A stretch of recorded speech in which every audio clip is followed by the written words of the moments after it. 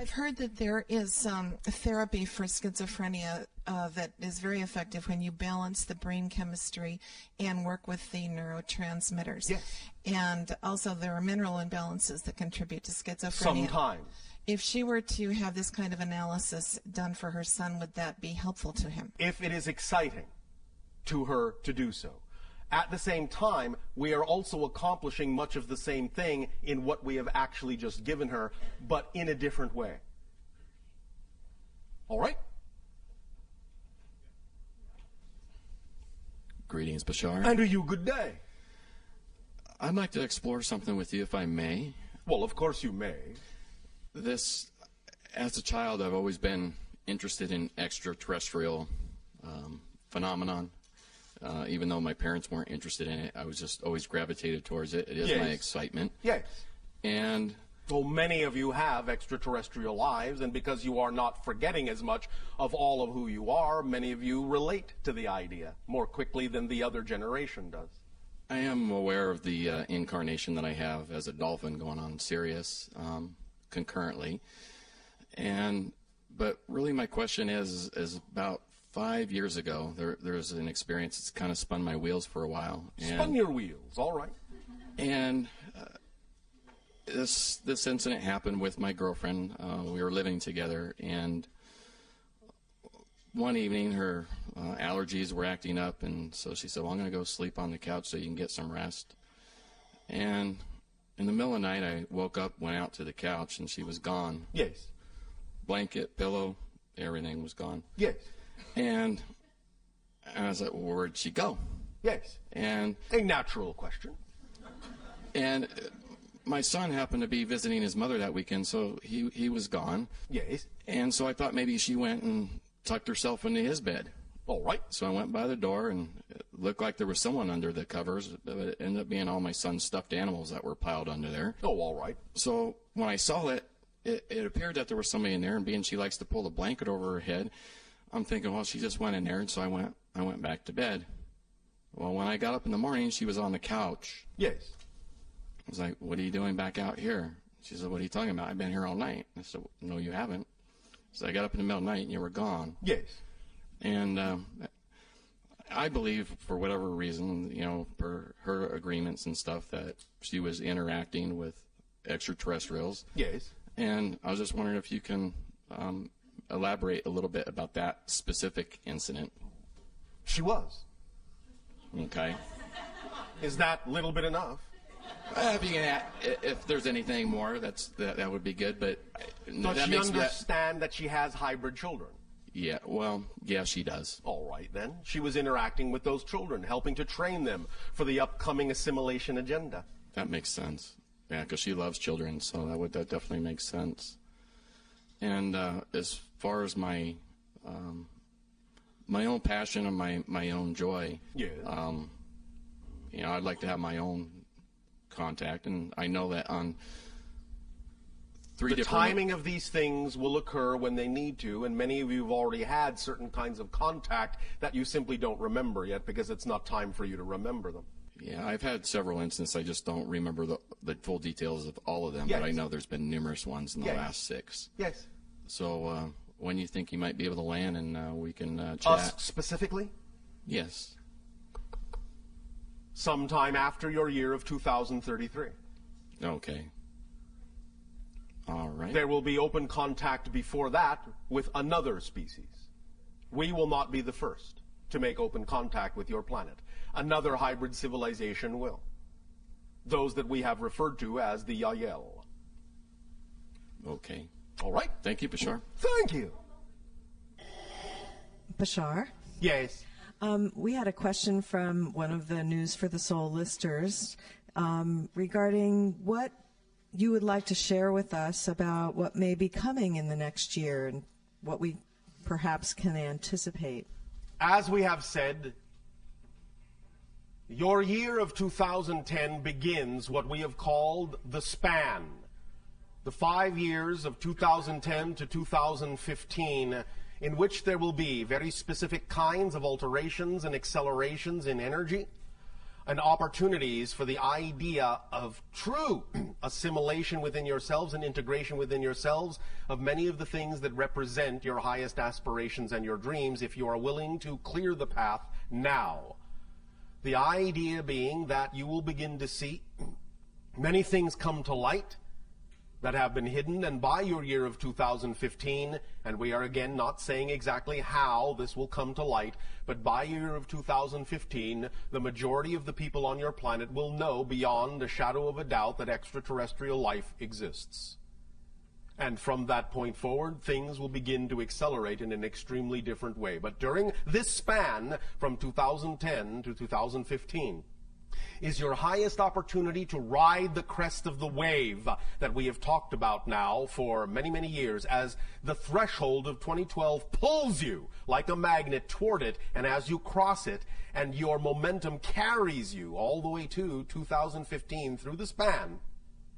This is your opportunity to tip the scales from negative to positive energy in your own lives personally by taking advantage of either the techniques we have talked about or the permission slips you have been given by your guides or others to really streamline and fine-tune the high-frequency vibration you can be.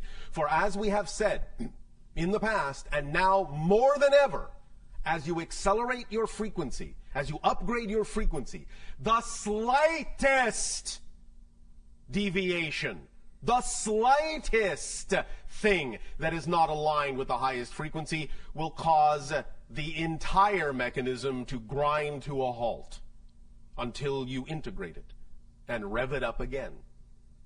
You cannot now. You are becoming so highly refined, you cannot now stand even the smallest particle of misalignment, or the entire thing will simply come crashing down. And you will have to pick up the pieces and reintegrate. Again, you can get good at this. You can get faster and faster at this.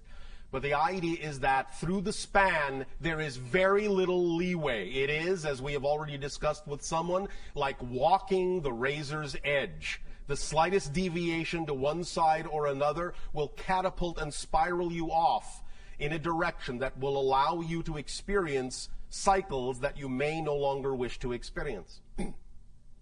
Allow yourself to remain in balance through this span. The energy is highly accelerated. You can, in a sense, no longer afford a large window of sloppiness. You now have a very narrow path of frequency vibration to walk that represents your true self. It will become narrower and narrower and narrower. Any deviation in that sense will be felt in that sense possibly as extreme pain. Allow yourselves the opportunity to experience it as joy by accelerating forward. Again, this is not set in stone. Each of you are different. It will happen differently on a case-by-case basis, but we are talking about the general collective energy and how you can take advantage of that collective wave and ride it. Otherwise, you may experience a great degree of confusion. But always you have now the sufficient tools to bring you back to square one, as you say, and carry you through the span clearly.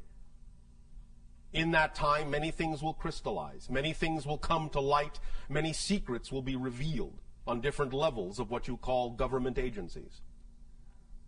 You will find that toward your year of 2013, there will be incidents that will completely rearrange certain political relationships in your world. Some of these will be positive and some of them will be negative. But it will lay the course and lay the foundation and lay the path for what is to happen beyond 2015 and what will accelerate toward the idea of contact between 2025 and 2033. But 2010 is the starting line. Allow yourselves to stay cleanly on the edge, in balance, with every opportunity to integrate that you can take, with verve and vitality and joy and excitement and love. That is our suggestion. I think I'll take that to heart. Please do so. For it is within the heart that you will find all the answers that you need when you actually know what the heart is truly saying as opposed to what sometimes the negative beliefs will surround the heart with to muffle its message. Ha-tu. Ha-tu. I'd also like to wish you, along with everybody else in the room, a happy birthday, because we know that your birthday was just a few days ago. As it corresponds to your calendar, yes, thank you. Right. And we wish all of you happy birthday, since today you are born anew. Yes.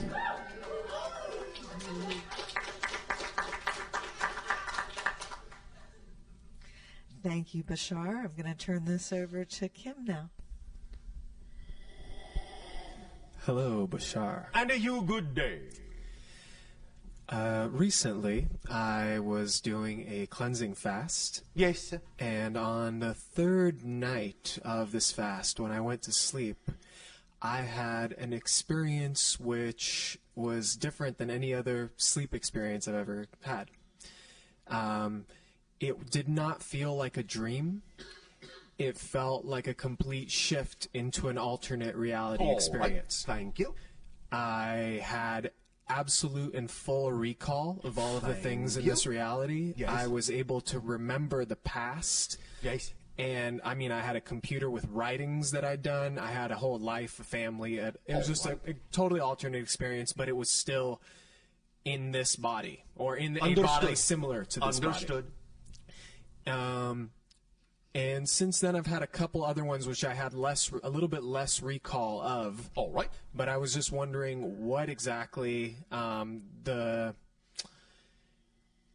so much the purpose, because they were enlightened, they were pleasureful and enlightening in and of themselves, but if that's something that's occurring all the time, if I just had recall on that day because I happened to be, like, my system was more clean, or what the... Yes. When you align yourself to higher frequencies, it is easier to perceive things that are relevant to those higher frequency domains. This is why, again, we say you cannot perceive what you are not the vibration of. But when you are the vibration of those things, you can perceive into realms that are heretofore invisible to you.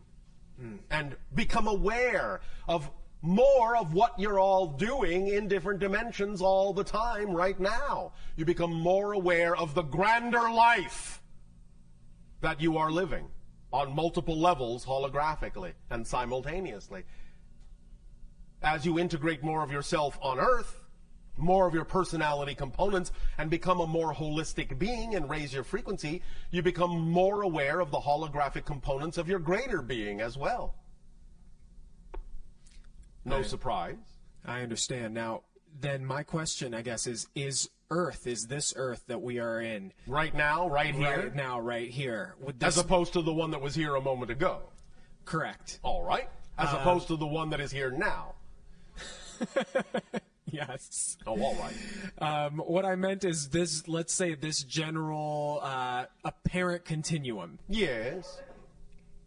Is this the ground zero, so to speak? And I'm like, the dimension that I've experienced and shifted into, is that an overtone of this one? Or are they all, like, for example, does that version of me that exists in that reality experience this one as a fundamental or an overtone of itself?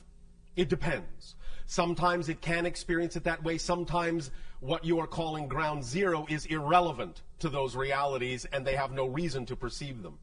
Aha. I see. So Makes sense? It's on a basis of relevance. Yes. I see. That is why we say anything is possible. The real question is it relevant to your reality? Uh-huh. Okay. Does that help you? That does help. On a second question, Yes. or actually more of a comment. Yes. A few years back now, actually, we had a private conversation where you told me to that it would be fortuitous, I believe was the word you used, to play the Hong in China. Yes. I recently had that opportunity, and thank you. I got to play in the People's Hall, which was probably the very first time a Hong has been inside the People's Hall. Very good. It was really a lot of fun. Yes. And I was wondering if there are any steps that you'd recommend, further action on this. Only by the allowance of your synchronicity, what was created that way, other things can be created in a similar fashion. There is no more methodology to say other than that which you've already used to bring about that manifestation as well. So just really relaxed. Yes. Okay. Did the people enjoy your performance? They did. They thought you played well. I think so. That means you were well hung. It was only a matter of time before you made that pun, Bashar. Yes. But this was the correct timing. Indeed. Indeed. All right. Okay, great. Okay. Final question. Yes. June 6th, 2012. Yes. Venus will be transitioning in front of the sun from the Earth's point of view. Oh, all right. Is that correct? Why are you asking us? Because I feel like you have, pretty good knowledge on that kind of stuff. Why don't you simply consult your own charts? Well, okay. So I guess my question is, what I heard was that during this transition, when Venus places itself in between Earth and the sun, yes, a solar wind, a solar flare is going to. Is this a variation of the other question that was asked earlier? But this is this now. Yes. Now we're in a different reality, right? All right. Very good. I will give you a different, similar answer. Go to the answer we already gave concerning everything that has to do with 2012, the last night of your time. I see. Thank you. Okay. All right. Thank you.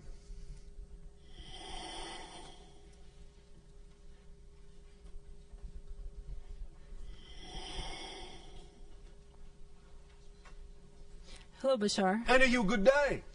When you make agreements with other civilizations in the Alliance to perform services for each other, Yes. what are some of the most unique services that you've had to perform for each other? One of the most unique services that we have performed for other civilizations is creating an energy field in our civilization that allows them to create a temporary body in our civilization to experience our civilization temporarily. Thus, then, when they are done with that experience, they simply pop out, retract their consciousness, and the body dissipates back into energy. Thus, then, they do not have to have what you call a full incarnation. They can have a true physical temporary surrogate experience in one of our forms to experience the sensations of our reality without that full incarnational cycle. And what do they do for you? They allow us to perceive emanations that come from their combining of energies that would be akin to what you would call energy music, but it is in that sense silent. But the emanations have color, have frequencies, have patterns that are extremely unique in all the civilizations that we have found, and that we find that these patterns are revealing to us of different aspects of our connection to creation. So it is like they have created a consciousness mirror that when you look into it reveals aspects of yourself you may have otherwise been unaware of. Oh, that's deep. Also, when you help bring other civilizations into the Alliance besides us, what are some of the contact methods that you use with them? Because I imagine that their situation is probably very different than ours. Oh, yes, of course. There are many different contact methods per se. One had to do with the idea of allowing them to appreciate that we understood their musical language. And in that sense, by replicating their musical language, they were willing to communicate. Do you understand? Yes. That was their sole criteria for allowing connection to other civilizations. That you had to comprehend and, in a sense, repeat back or reflect back very specific tonalities in their musical language for them to understand that a true connection existed. Without that tonal reflection, they have a belief system that says that connection is not appropriate at that timing. Kind of like with us, we have to see you first before we believe that you're there. Well, not exactly in that expression.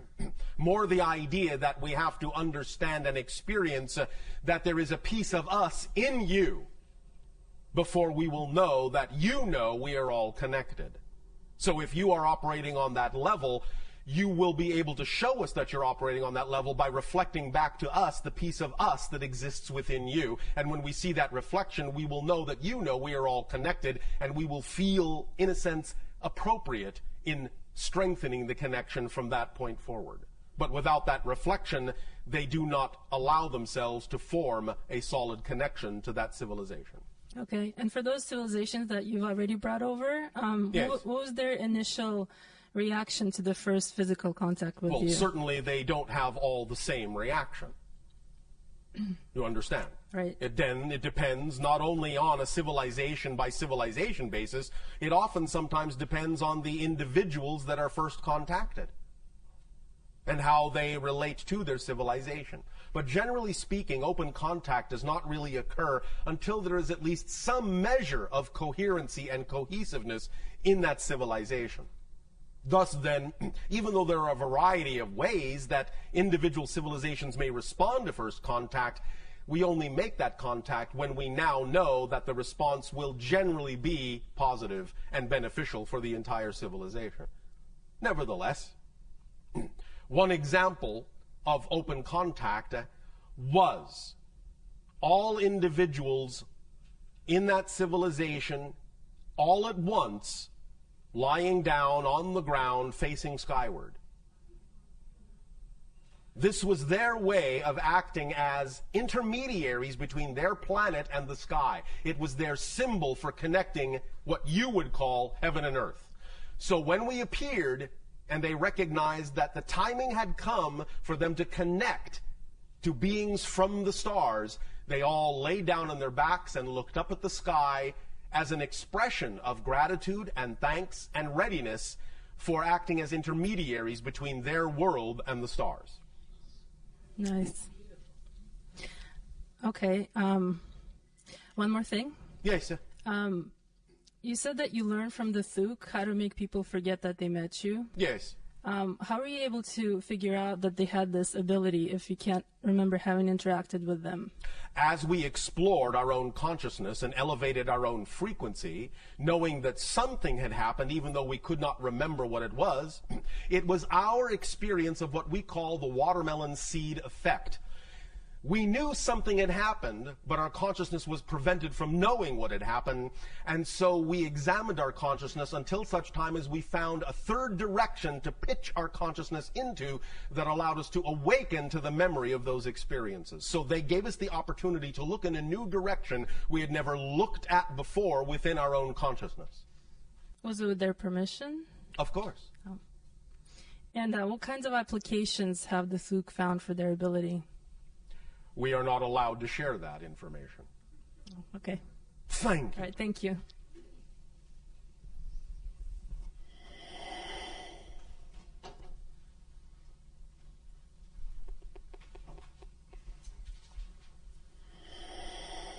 Hello, Bashar. And a you good day.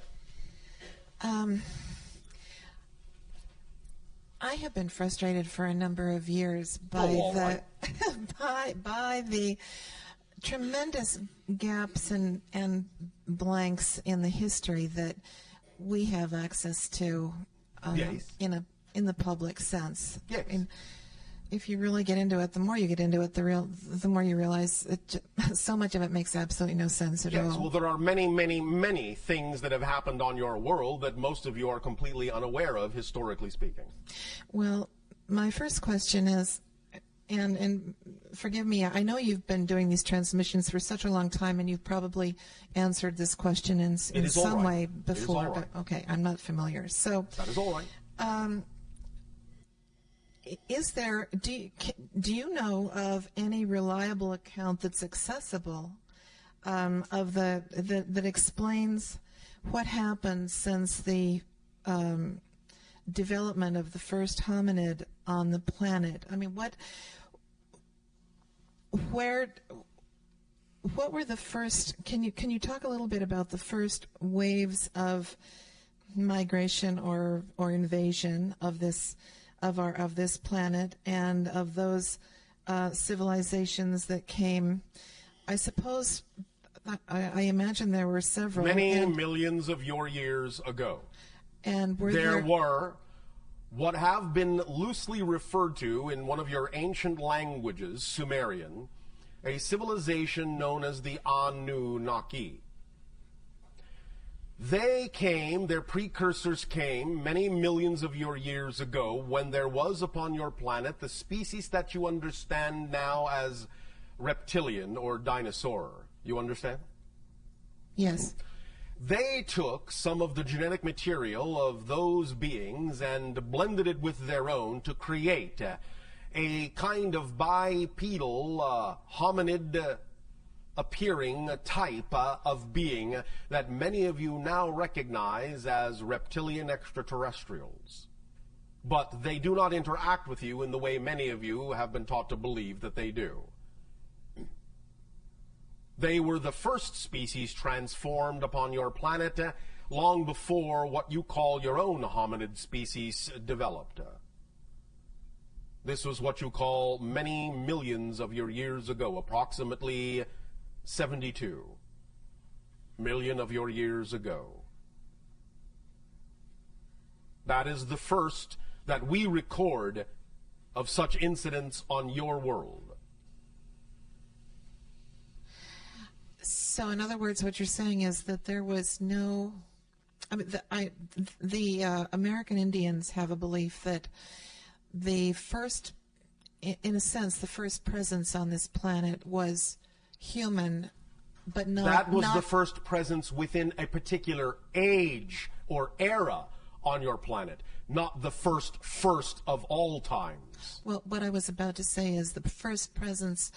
In the ethereal sense, in the cosmic sense, that yes. The spirit, the man-woman principle, yes. rather oversaw the formation of the planet, so that it would be a home that would be suitable to the evolution of our species and so many others that have been able to adapt to it. But that happens within timelessness.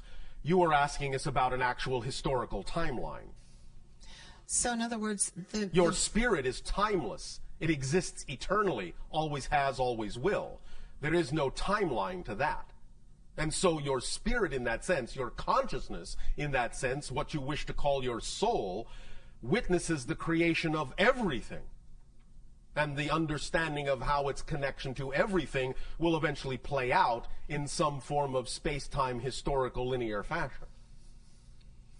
Okay, so following this along, in other words, there was no creature that evolved eventually into hominid. Not on its own. On its own, before these other the Anunnaki arrived. Is that right? Correct. Well, why is it then that there are footprints, there are petrified, yes. preserved footprints in existence where a human footprint yes. coexists in the same space, obviously made at the same time as the dinosaur yes. footprint yes. that is surrounding it, that they must have been made at the same time? How yes. did that happen? Visitors. Transcending different dimensions of reality, what you would euphemistically call time travel, parallel reality shifting. Visitors. Oh, okay. That's amazing. Even some of you, from your own future, visiting a parallel reality past that happens to be yours. Does that make sense to you? Yeah. There you go. Mind-blowing, but yes. Oh, all right. Okay. It is all right to have your mind blown now and then. In fact, it might be a good thing. Another thing, too, that just is so irritating to me is that there has been no good explanation so far as to what the USOs are, the submersible, unidentified objects that are seen regularly coming yes. in and out of the ocean. Yes. What are they? There are temporary bases under some of your oceans, And what you typically call UFOs often have the capability of simply going from air underwater and so become USOs. That's all.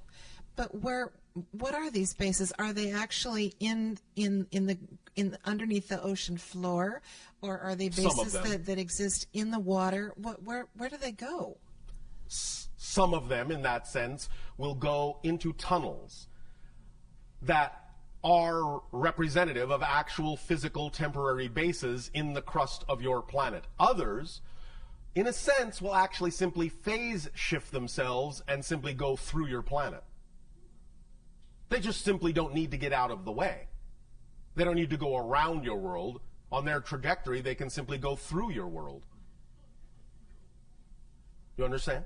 Yes, sort of. Okay.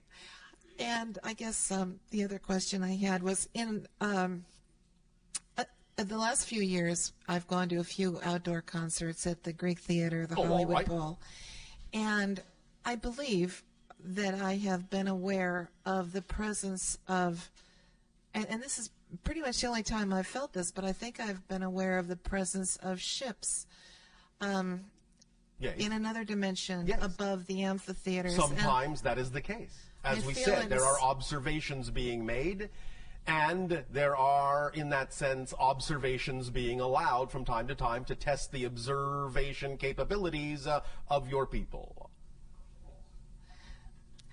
Is this typically felt, is what I've experienced is sort of like the tipped me off just to kind of tune in was like an odd pressure on the top of my head, which is, again, the only time I've ever experienced this. Different people will experience it in different ways. That happens to be what works for you. And so the inhabitants of these ships, where are they from, by the way? Are they different places? Okay.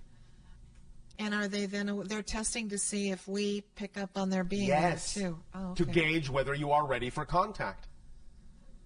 To stretch your senses. To expand your idea that you exist and can perceive in more than one dimension. Thus then allowing you to elevate your frequency, and in elevating your frequency, giving all of us the signal that you're willing to meet us halfway. Create a third reality in which we can both interact. All right? Yeah, that will do. Okay, thank you. Thank you. At this timing, we will now extend to each and every one of you our deepest appreciation for allowing for the co-creation this day of your time of this transmission and the sharing with you of the crystallization of the structure of beliefs within your consciousness. The tool is yours to use as you will. Use it well. Our unconditional love to you all, and a fond, exciting, creative, and joyful bless you. Good day. Good day.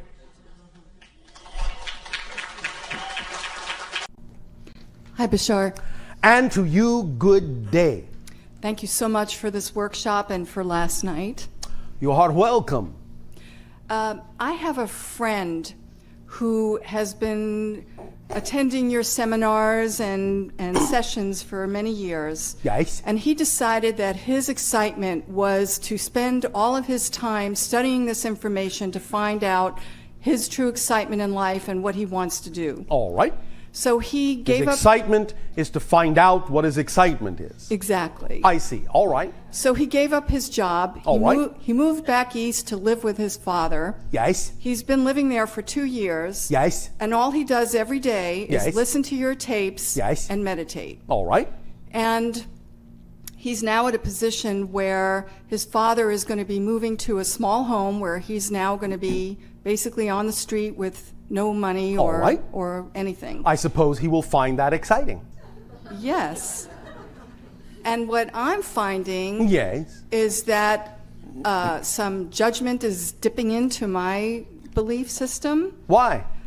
I've been helping him to share some of this information with him. Yes. And because I'm realizing that my core belief system, which I was given through my parents, is that you have to work hard to get your goals. I see.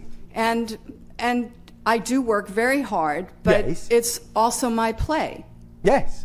And so I find... When it is play, automatically people will work at it. It won't be an effort, it will just be hard work because they don't want to do anything else. Right. So I'm following my joy and I'm doing what I like to do, what I all love right. to do. But I find myself resisting giving this information to him because I'm finding that I feel, in my belief now, that Yes. he needs to stand on his own and not All right. worship you. That and- does not necessarily have to be a representation of judgment. It can simply be what you might call an astute observation of what we already pointed out. He's not actually, so to speak, acting on his excitement. He's using his excitement to find out what his excitement is. And in a sense, he is removing himself one step from the actual doing of something that he might actually find will support him. Although it's not impossible that what he's doing will support him, his belief systems may make it more difficult for that to support him until he realizes it's all about actually doing what excites you rather than doing what excites you to figure out what excites you. Right. But the idea of no longer feeding him the information might be an astute observation that will give him an opportunity to recognize he needs to move to the next stage and realize he can find his excitement much more easily than he thinks and not spend so much time simply looking for it. Okay. Does that help you? It does. Thank you so much. You are welcome.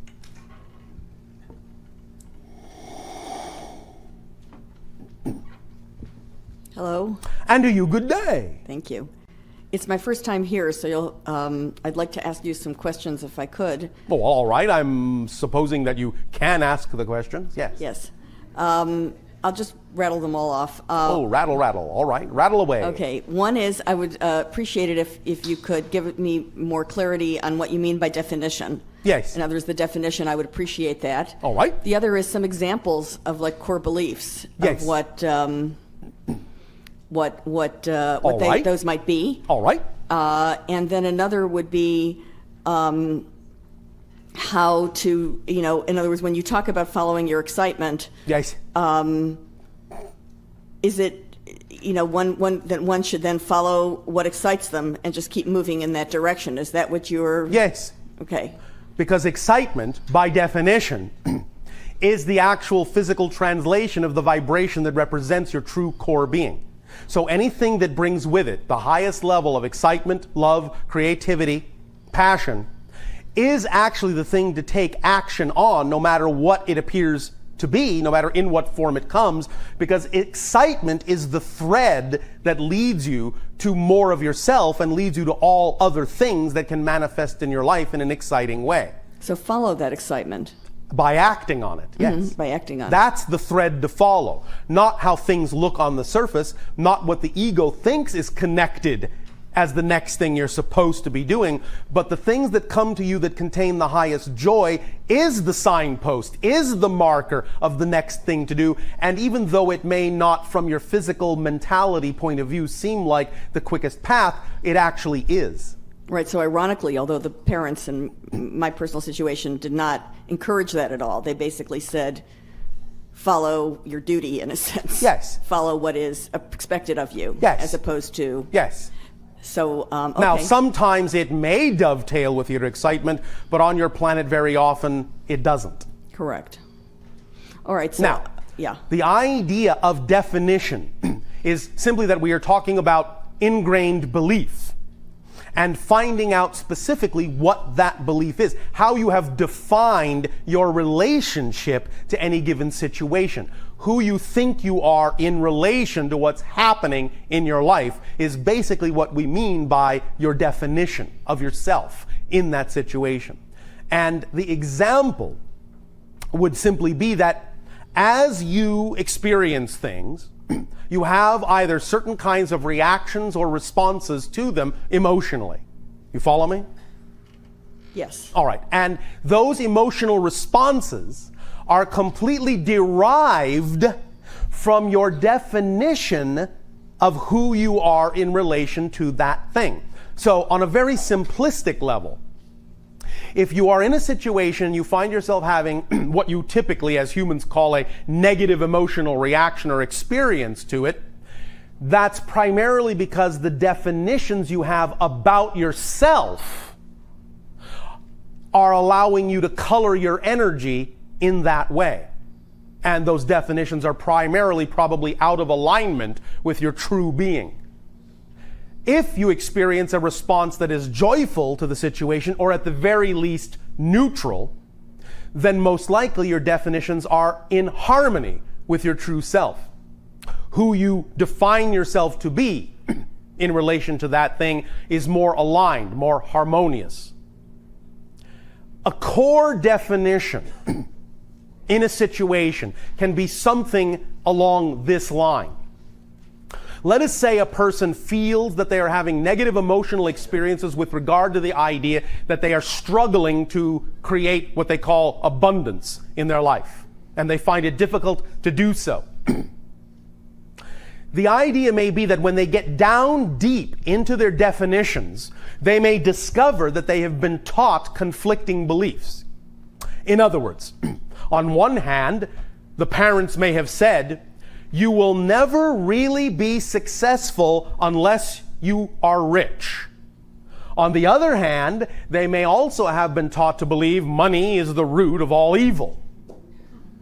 So, what they grow up with is this conflict, and they make a decision about who they are in relation to that, and all of a sudden it becomes more important to them to define themselves as a good person. But because they wish to define themselves as a good person in context to the belief they have been taught to buy into, they will say, well, the only way I can be a good person and not an evil one is to never be rich. And all this may be going on unconsciously within them, and so they will actually do their very best to keep abundance away in order to, in their definition of themselves, be a good person. But that's only because they're associating it to a definition they've been given that means that having money equals the fact that you're an evil person. You have to find that core belief, find out that that's the definition you may have, and then realize, wait a minute, I don't have to define that concept in that way. Just because someone has money does not automatically mean they are evil. You have to detach and disassemble that definition so it's no longer real to you. Bring it into consciousness, disassemble it, and then ask yourself, well, what definition would I prefer in its place? I would prefer to believe that I can be rich and be a good person, that those two things are synonymous, not the other thing. You've created a new definition of what is possible, of what is real. And in truly doing it, if that is really a core belief, you will then, by identifying it and redefining it, create a completely new vibration in your being that will then attract different things in your life that you will then respond to in a different way and experience a different manifestation. Does that explain the idea? Yes, so when fear comes up, then you look basically at what the fear is expressing as the definition? Exactly, because you see, you are a 100% energy. And fear is a manifestation of your energy.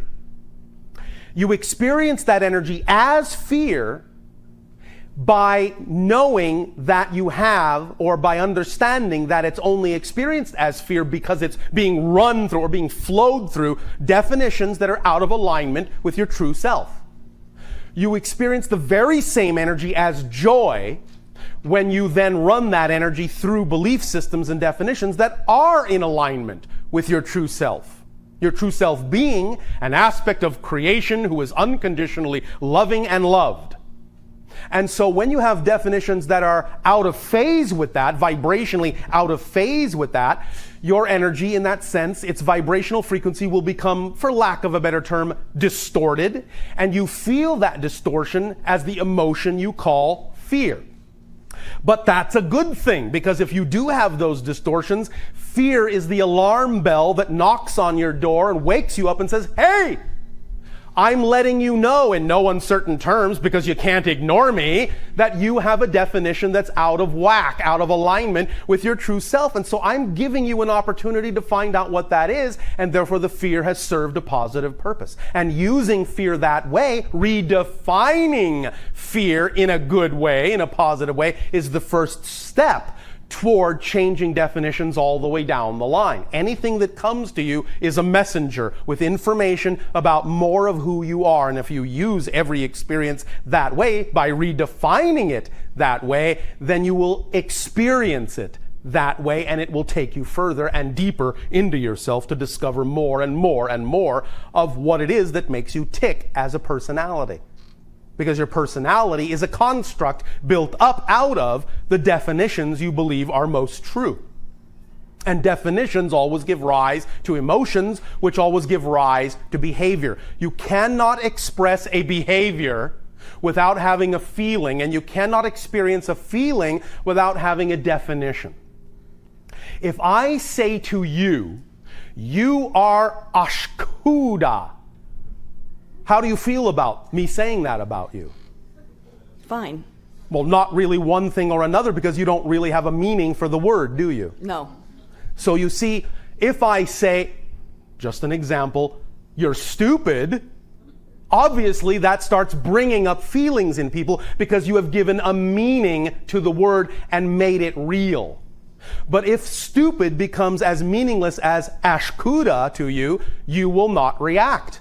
You'll remain neutral and realize it's just a definition, and you can choose to give it a positive or negative spin as it relates to yourself, or recognize it has nothing to do with you, and then simply go on your way without having an emotional negative reaction to it. But it's all stemmed from the definition first. Without the definition, there is no feeling. Without that feeling, there is no behavior. So all behavior stems from feeling, which stems from definition. So if you're behaving in a way you don't prefer and you're feeling in a way you don't prefer, follow that trail back to the definition by asking yourself the penetrating question, what would I have to believe is true about myself in order to be having this emotional experience and this behavior in this situation?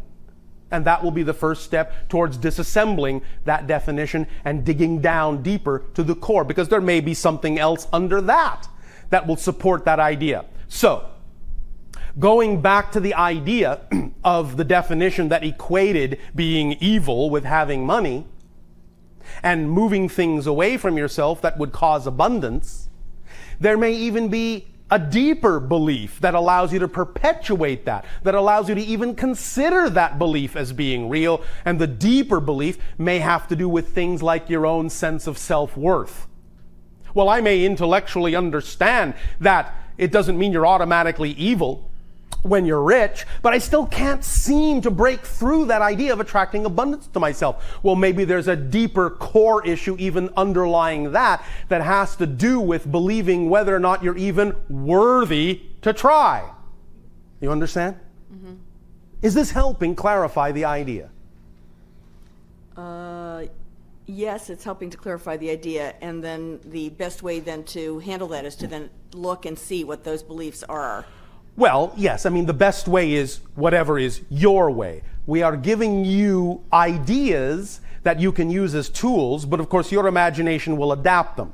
But generally speaking, on a fundamental level, yes, it is important, because you are a physical personality construct, it is important to find out what you're actually made of in order to adjust the construct that you are, the three-sided construct of definitions, emotions, and behaviors. You have to know what you're made of. So getting in touch with the fundamental definitions is like going back to the blueprint. If the house is leaning sideways and the materials it's made out of are shoddy, go back to the original blueprint and say, well, I can see that there's something here that's off in the blueprint, and that's why the workers brought shoddy materials, and that's why the house is leaning. If I correct the blueprint and say, no, get this material and build it this way, then they will bring in stronger materials and the house will stand straight.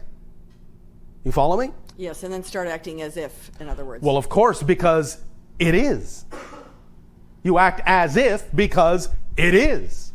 And that automatically changes the vibration of your That being. changes the vibration. And then the last step you need to be aware of is to make sure you understand that physical reality is just a mirror, but that it's not always one-to-one, that it's neutral as a set of props. So, in other words, knowing that you're changing your vibrational frequency, knowing that you are changing your reality, does not always mean you will immediately see a change in the circumstance, in the set of props around you, outside of you. The first stage in truly expressing that you know you have changed, acting as if, you say, is to respond differently to the same situation than you did before. By responding differently to the same appearing situation than you did before, that is when you give the situation leave to then be more truly reflective of the change that has happened within you, because now there is conviction in you that you've changed, regardless of what things look like on the outside. You now know that things on the outside are just neutral props, devoid of meaning, no built-in meaning, that you determine the meaning. So even though it may look the same, you're now saying, I am giving it a different definition. I now know it's not an interruption or an obstacle. I now know it's part of my path and it serves me in a positive way. I'm redefining it. And by responding differently to it, then it has the best opportunity to actually change the outside reflection. But the first step is not the outside changing.